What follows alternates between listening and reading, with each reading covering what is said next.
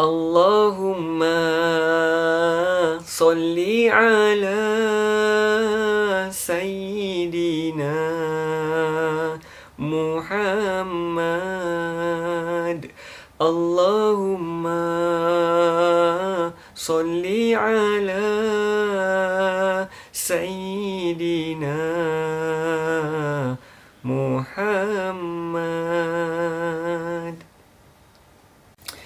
Assalamualaikum warahmatullahi. Video kali ini kita nak kongsikan mengenai peringatan Nabi Muhammad sallallahu alaihi wasallam kepada diri kita, kepada umat Nabi Muhammad sallallahu alaihi wasallam.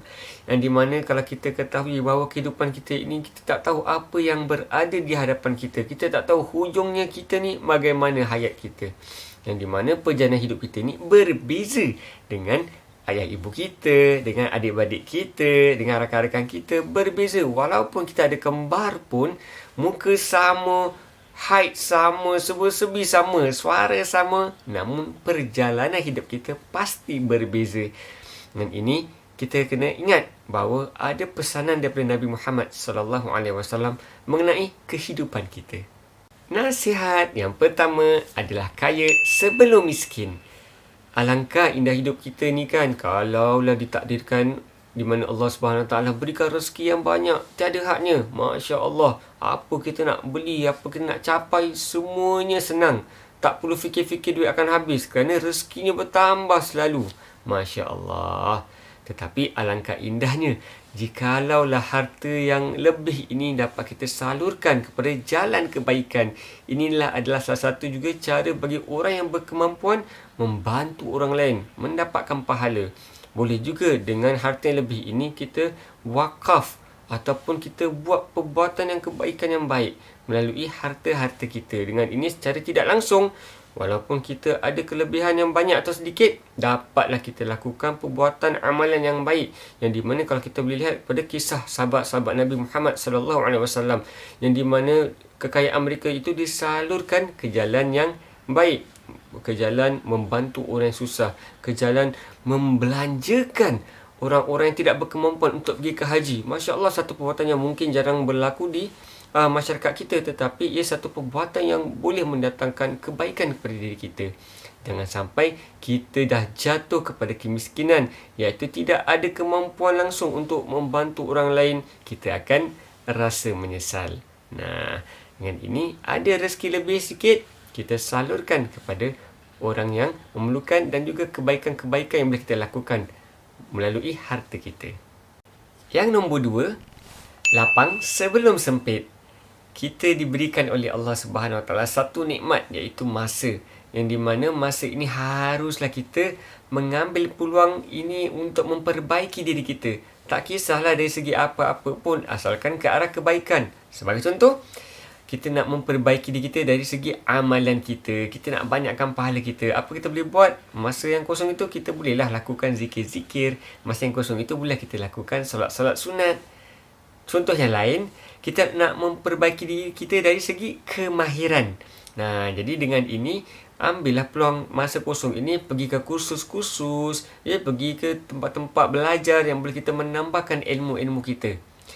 Ataupun nak menambahkan ilmu dari segi mendekatkan diri kita dengan Allah Subhanahu Wa Taala. Jadi waktu pagi, petang atau malam ada masa kosong itu, kita lihat ataupun kita ikut kursus-kursus ilmu agama, belajar bab fikih, belajar bab sirah, belajar bab Nabi Muhammad sallallahu alaihi wasallam untuk memperbaiki, meningkatkan ilmu agama kita. Banyak cara boleh kita lakukan untuk mengambil peluang masa ini menjadi masa yang sangat istimewa buat diri kita. Janganlah ada luang kosong itu setakat berehat sepanjang masa. Tidak cakap salah, boleh anda berehat, tetapi kalau setakat rehat aja, berpanjangan aja, rasa rugilah. Nanti apabila masa kita dah suntuk, dah sibuk nak buat perkara-perkara tersebut, yang apa yang saya katakan tadi, tak sempat. Rugi kita. Yang ketiga pula adalah muda sebelum kita tua. Masya Allah, waktu muda inilah memang tenaga kita ni luar biasa. Tak payah makan suplemen, tak payah makan ubat-ubat periuk dan sebagainya. Memang bertenaga. Jadi waktu inilah, waktu muda kita inilah kita laksanakan perbuatan-perbuatan yang mendatangkan faedah. Jangan sampai kita salah sampai waktu tua nanti dah tengah Baru terfikir, kenapalah waktu muda kita ni tak buat perkara-perkara ini, kenapa itu, kenapa ini, menyesal buat perbuatan yang banyak menyalahi Allah Subhanahu Wa Taala. Jadi waktu muda inilah kita dinasihatkan agar berfikiran yang positif dan sentiasa menuju kepada ke arah kebaikan. Badan kita bertenaga, buat amal-amal kebajikan, pergi masjid, bantu. Ya, sebagai contoh ni, program masjid ni salah satu ada yang hantar makanan-makanan ke rumah orang susah. Tak ke masjid, badan-badan kebajikan lain pun ada juga. Ambil peluang, jangan menyesal waktu anda tua nanti. Yang keempat pula, sihat sebelum kita sakit. Kita sebagai manusia nak kena ingat, sebagaimana kita jaga badan kita, sebaik mana kita jaga pemakanan kita, sebagus mana kita exercise untuk jaga diri kita ini, Allah Subhanahu Wa Taala boleh menarik nikmat itu tanpa sebab apa-apa pun. Terdengar banyak cerita orang sihat tiba-tiba sakit, kena kanser dan sebagainya. Ini adalah benar-benar berlaku kerana ini semua adalah ketentuan daripada Allah Subhanahu Wa Taala. Dengan ini, selagi kita sihat, buat perbuatan yang baik, manfaatkan sebaiknya kesihatan-kesihatan apa yang kita ada ini. Solat sebaik-baik mungkin. Jangan sampai tua nanti anda menyesal. Menyesal apa? Masya Allah, waktu aku muda tu aku solat boleh berdiri, aku tak solat betul-betul, tak mensyukuri nikmat Allah Subhanahu Wa Taala. Dulu boleh diri, dulu boleh semayang, duduk berlipat, sekarang ini hanya berkerusi sahaja. Masya Allah, nikmat itu sudah ditarik oleh Allah Subhanahu Wa Taala. Jangan rasa menyesal.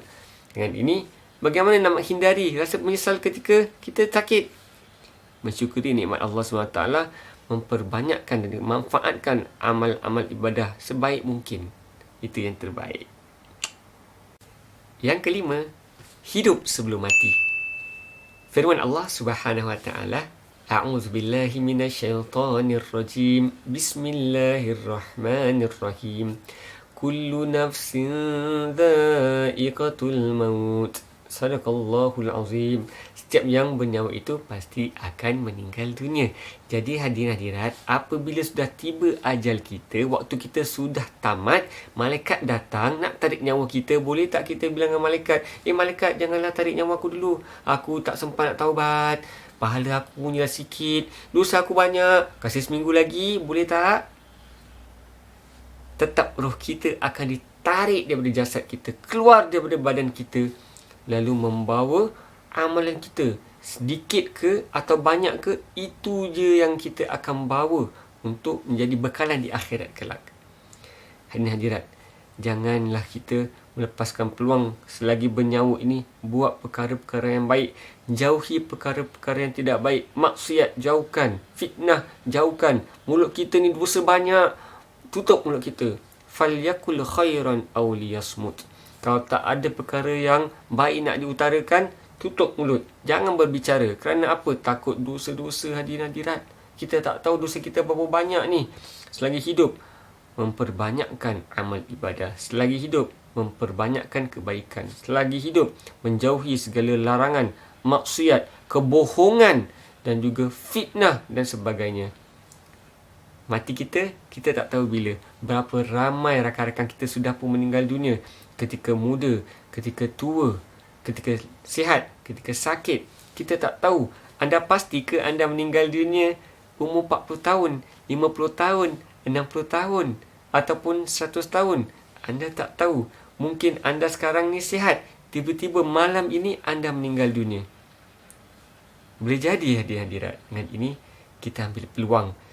Nasihat-nasihat yang telah dianjurkan daripada Nabi Muhammad SAW kepada kita ini menjadi pedoman dalam hidup kita. Sentiasa ingat bahawa kehidupan kita ini adalah kehidupan yang tidak selamanya.